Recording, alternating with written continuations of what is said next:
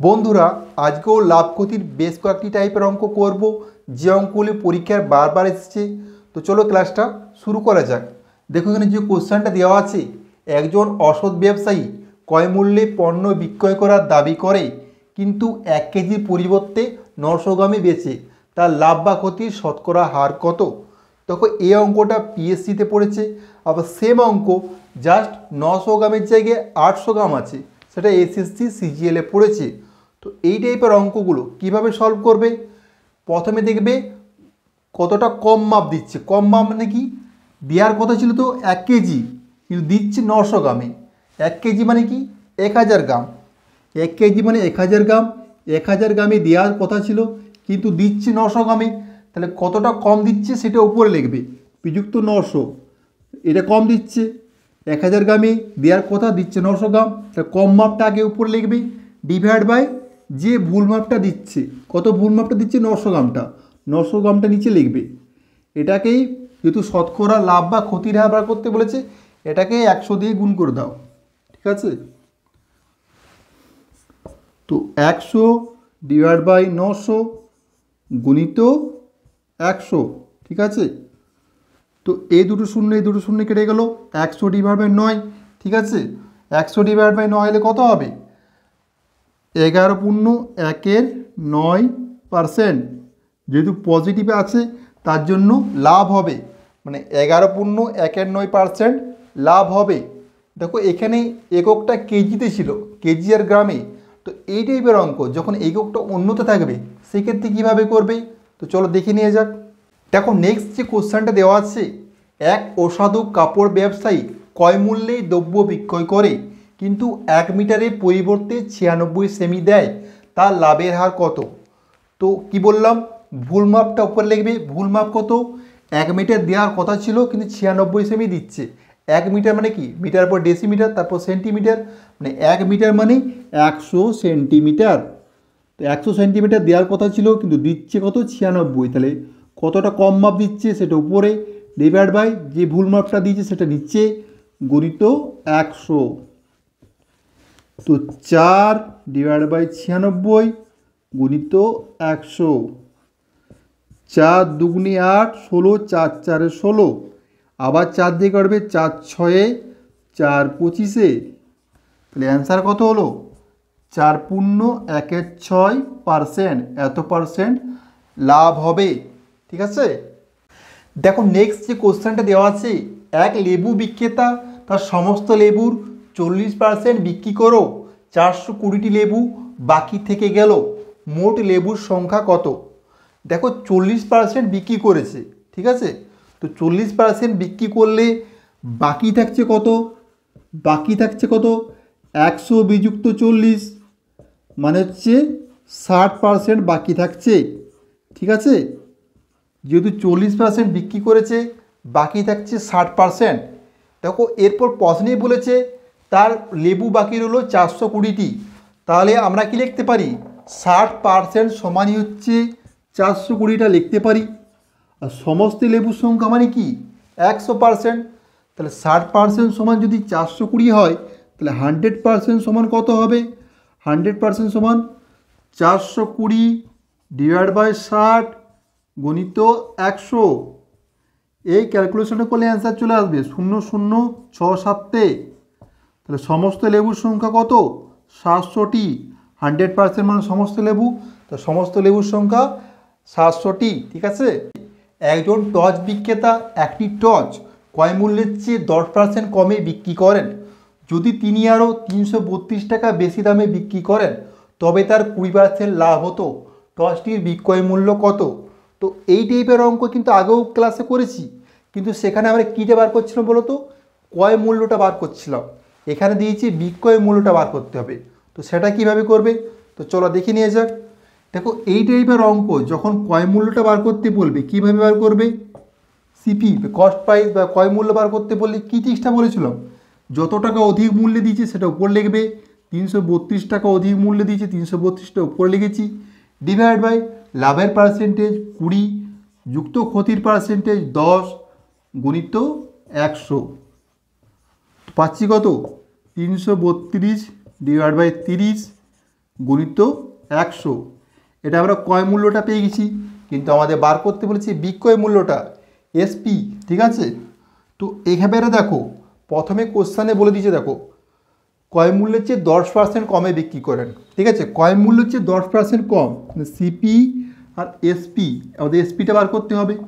ক্রয় মূল্যের চেয়ে 10% কম মানে ক্রয় মূল্য যখন 100 টাকা, বিক্রয় মূল্য কত 90 টাকা। আর ক্রয় মূল্য যখন এটা পাচ্ছি, এই যে এটা, তখন বিক্রয় মূল্যটা কত হবে সেটা বার করব। তো সেক্ষেত্রে বিক্রয় মূল্যটা কত হবে, 90/100 গুণিত 332 বাই 30 গুণিত 100। এরপর কাটাকুটি করো, দেখো 100 100 কেটে গেল, 30 3-এ, তো 3কে 332 দিয়ে গুণ করলে কত পাচ্ছি, 3 দুগুণে 6, 3 তিরিকে 9, 3 তিরিকে 9, 996 টাকা হচ্ছে আমাদের অ্যান্সার। তো কখনো কখনো আমরা ক্যালকুলেশনের সুবিধার জন্য এই কাটাকুটিগুলো কিন্তু আগেও করে দেবো না, দেখো শেষে করলে ক্যালকুলেশনটা কত সহজে হয়ে গেল। তা আমরা কখনো কখনো এরকম কাটাকুটি আগে করব না। তাহলে আমাদের বিক্রয় মূল্যটা কত পেলাম, 996 টাকা। তো টসটির বিক্রয় মূল্য কত, বিক্রয় মূল্য হচ্ছে 996 টাকা। এটা হচ্ছে আমাদের অ্যান্সার। দেখো নেক্সট যে অঙ্কটা দেওয়া আছে, একটি ঘড়ি 20% লাভে বিক্রি করা হয়, যদি 60 টাকা বেশি দামে ঘড়িটি বিক্রি করা হয় 30% লাভ হতো, ঘড়িটির ক্রয় মূল্য কত। তো দেখো এই টাইপের অঙ্কগুলো আগে যে করছিলাম সেক্ষেত্রে একটার ক্ষেত্রে লাভ হচ্ছিল, একটার ক্ষেত্রে ক্ষতি হচ্ছে, কিন্তু এখানে দেখো দুটোই লাভ হচ্ছে। তো সেই ক্ষেত্রে কীভাবে ট্রিক্সটা অ্যাপ্লাই করবে, তো চলো দেখে নিয়ে যাক। তো সে একইভাবে করবে, উপরে যে টাকা বেশি দামে বিক্রি করলে হতো সেটা উপরে লিখবে, ক টাকা বেশি দামে বলেছে 60 টাকা, 60টা আমরা উপরে লিখলাম। এরপর দেখো দুটোই লাভ হচ্ছে, তো দুক্ষেত্রে যখন লাভ হবে বড় লাভটা থেকে ছোট লাভটা বিয়োগ করে দেবে। তো বড় লাভ কত, 30 বিযুক্ত ছোট লাভ মানে 20, এটা সবসময় করবে, বড় লাভটা থেকে ছোট লাভটা বিয়োগ করে দাও, গুণিত 100। তো 60/10 গুণিত 100, এ 0 0 কেটে গেল, 6 100, 600 টাকা হচ্ছে আমাদের অ্যান্সার। তো দুটো যখন লাভ দিয়ে থাকবে, যেটা বেশি দামে বিক্রি করলে বেশি লাভ হবে, তো তাই বেশি থেকে কমটা বিয়োগ করে দেবে, অ্যান্সার চলে আসবে। দেখো নেক্সট কোশ্চেন যেটা দেওয়া আছে, এক পেয়ারা বিক্রেতা 9 টাকা প্রতি কেজি দরে পেয়ারা বিক্রি করে 20% ক্ষতি করলো, প্রতি কেজি কত টাকায় বিক্রি করলে 5% লাভ হবে। তো এই টাইপের অঙ্ক যখন বিক্রয় মূল্যটা দেওয়া থাকবে আর লাভ বা একবার ক্ষতি হবে বা ক্ষতি বা লাভ হবে বা দুবারই লাভ হবে, সেখানে তোমরা কিভাবে করবে বলেছিলাম, লিখবে কি এসপি গুণিত future divide by past. SP মানে কি, সেলিং প্রাইস, কত টাকায় বিক্রি করছে 9 টাকায়, ফিউচার মানে যেটা করতে হবে, কি করতে হবে 5% লাভ করতে হবে। তাহলে 100-র সাথে 5 যোগ করে দাও, লাভ হলে সবসময় যোগ হবে, প্রথম ক্লাসে বলে দিয়েছি। তাহলে 105 আর 5 মানে যেটা হয়ে গেছে, কি হয়ে গেছে, ক্ষতি হয়ে গেছে, কত পার্সেন্ট, 20%। ক্ষতি হলে মাইনাস, লাভ হলে প্লাস, ক্ষতি হলে মাইনাস। কার থেকে মাইনাস হবে, 100 থেকে, 100 থেকে 20 মাইনাস করে দাও, 80। এরপর কাটাকুটি করো, 5 দুগুণে 5 1-কে 5 16, পাচ্ছি কত, 9 1-কে 9, 9 দুগুণে 18 ডিভাইড বাই 16। তো এইটা ক্যালকুলেশন করলে 16-কে 16 29, 16-কে 16 দশমিক 130 হচ্ছে, 16 8 হচ্ছে 128, 20 পাচ্ছি, 16 1-কে 16।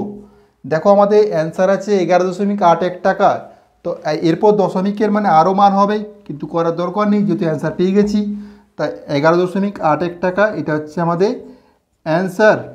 ঠিক আছে, দেখো নেক্সট কোশ্চেন যেটা দেওয়া আছে, চিনির দাম 20% কমলে 100 টাকায় 2 কেজি চিনি বেশি পাওয়া যায়, প্রতি কেজি চিনির হ্রাসপ্রাপ্ত মূল্য কত।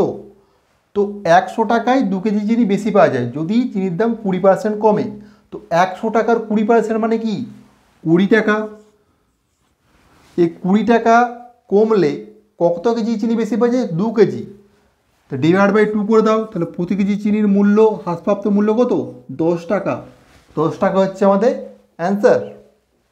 অঙ্কটা করার আগে তোমরা যারা এখনও আমার চ্যানেলটি সাবস্ক্রাইব করোনি অবশ্যই সাবস্ক্রাইব করে বেল আইকনটি টিপে দেবে।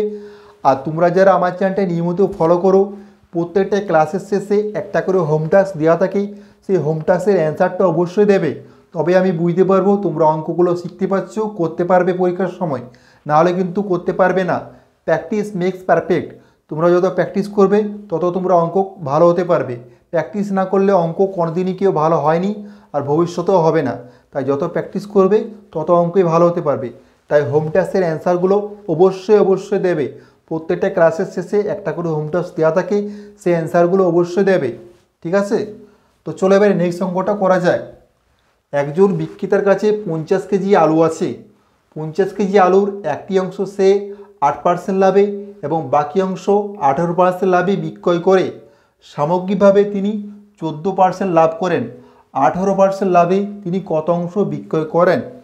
তো এই অঙ্কটা আমরা মিশ্রণ থেকে একটা ট্রিক শিখেছিলাম, মেথড অফ এলিগেশন, সেই নিয়মে করব।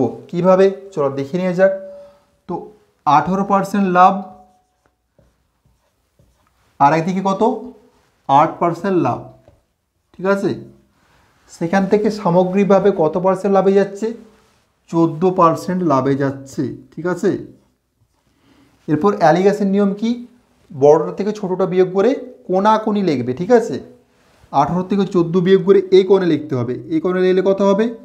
4%, ঠিক আছে। সেরকম 14 থেকে 8% বিয়োগ করলে 6%, ঠিক আছে। আচ্ছা, এটা যদি আমরা অনুপাত করি কি পাবো? অনুপাত করলে দেখো 3:2 পাচ্ছি, ঠিক আছে। তো আমাদের 18%-এর অনুপাতিক হারটা পাচ্ছি 3, 8%-এর আনুপাতিক হারটা পাচ্ছি 2। আমাদের বার করতে বলেছি কি 18% লাভে তিনি কত অংশ বিক্রয় করেন। তো 18% আনুপাতিক হার 3, 3 ডিভাইড বাই কত 3 যুক্ত 2 মানে 5 গুণিত কত কেজি আলু? 50 কেজি আলু গুণিত 50, 5 10-এ 10 3 30 কেজি আলু তিনি 18% লাভে বিক্রি করেছেন, ঠিক আছে। 30 কেজি আলু যদি 18% লাভে বিক্রি করে, 20 কেজি আলু 8% লাভে বিক্রি করবে, ঠিক আছে। কত সহজে অ্যান্সারটা চলে এলো। তো আজকের কাজটা এ পর্যন্তই। তোমাদের জন্য একটা অঙ্ক দেওয়া রইলো, এটার অ্যান্সার অবশ্যই দেবে। আর ক্লাসটি ভালো লাগলে লাইক কমেন্ট শেয়ার অবশ্যই করো। তোমাদের কমেন্ট আমাকে আরও ভালো ভালো ক্লাস করতে উদ্বুদ্ধ করবে।